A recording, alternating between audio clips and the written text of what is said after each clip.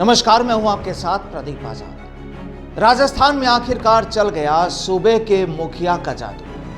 हो सकता है सुनने में आप में से कुछ लोग इससे इत्तेफाक ना रखें, लेकिन जनाब जो हकीकत होती है उससे इनकार नहीं किया जा सकता। अब देखिए,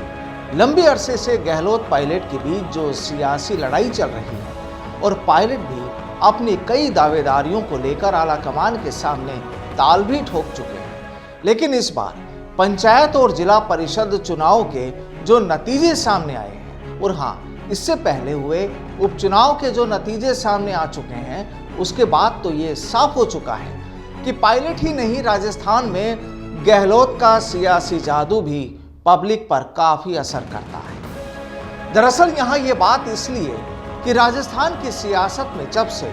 गहलोत और पायलट आमने सामने आए, उसके बाद पायलट समर्थक लगातार उन्हें राजस्थान का सीएम बनाने की मांग करते आए हैं, फिर चाहे वो सीधे रूप से हो या फिर सोशल मीडिया के जरिए। लोगों ने यह भी कहा कि राजस्थान में अब गहलोत का जादू खत्म हो गया,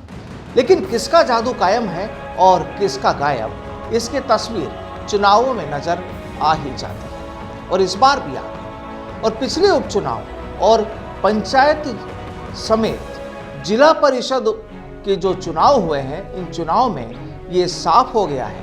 कि आखिरकार जादूगर का जादू तो कायम है। अब देखिए, राजस्थान में जिस तरह 4 जगहों में से 3 जगहों पर जिला प्रमुख की सीट पर कांग्रेस ने अपने पंजे की छाप छोड़ दी है,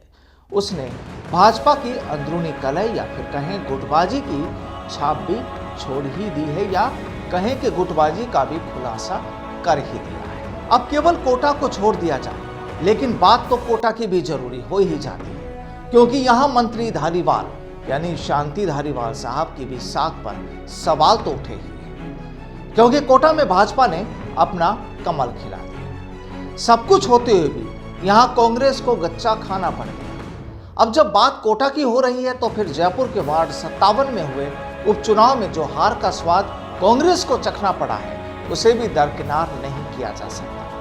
क्योंकि यहां भी कई कांग्रेसी दिग्गजों की प्रतिष्ठा दांव पर लग गई। लेकिन जो भी हो,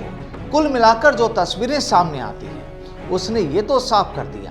कि गहलोत का जादू अभी कम नहीं हुआ। पूर्व डिप्टी सीएम सचिन पायलट का ठीक है अपना वजूद है, उससे भी इनकार नहीं किया जा सकता, लेकिन इसमें कोई दो राय नहीं कि इन चुनाव के बाद गहलोत का सियासी कद और बढ़ा है और आलाकमान के पास जो मैसेज पहुंचा है, वहां से भी पूरे नंबर अशोक गहलोत को दिए गए। बात यही कि चाहे पायलट और गहलोत के बीच कितना ही सियासी युद्ध चल रहा हो, पायलट समर्थक चाहे कितना ही उन्हें फूल मालाओं से लादते हों, लेकिन इस बार जो चुनावी नतीजे सामने आए हैं, उन्हें देखकर सोचना तो पायलट साहब को भी पड़ेगा, क्योंकि चर्चाएं तो यहां तक है कि इन चुनाव में सचिन पायलट का कोई सीधा ताल्लुक भी नहीं रहा और फिर उसके बाद भी गहलोत अपनी लीडरशिप में पक्ष वाले चुनावी नतीजे सामने लाते हैं, तो फिर मसला तो बड़ा बनता ही है। और सियासत में इन बातों को अक्सर कई मायनों में भी देखा जाता है। और अक्सर एक तरफ जहां सचिन पायलट अक्सर ये कहते हुए नजर आए कि उनके लिए सबसे अहम कांग्रेस है और गहलोत वर्सेस पायलट का यहां कोई लेना देना नहीं, दूसरी तरफ बात करें अगर गहलोत साहब की,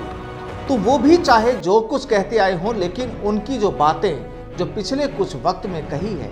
उन्होंने जो कही थी उसे भी पब्लिक भुला नहीं पाएगी। तो आप इस बात से भी इनकार नहीं कर सकते कि मामला अभी दोनों के बीच शांत हो गया। बहरहाल कहानी यही कि राजस्थान में पायलट अपनी चाहे कितने ही उड़ान भर लें, लेकिन गहलोत के पंख भी लगता है अभी कमजोर नहीं। नमस्कार।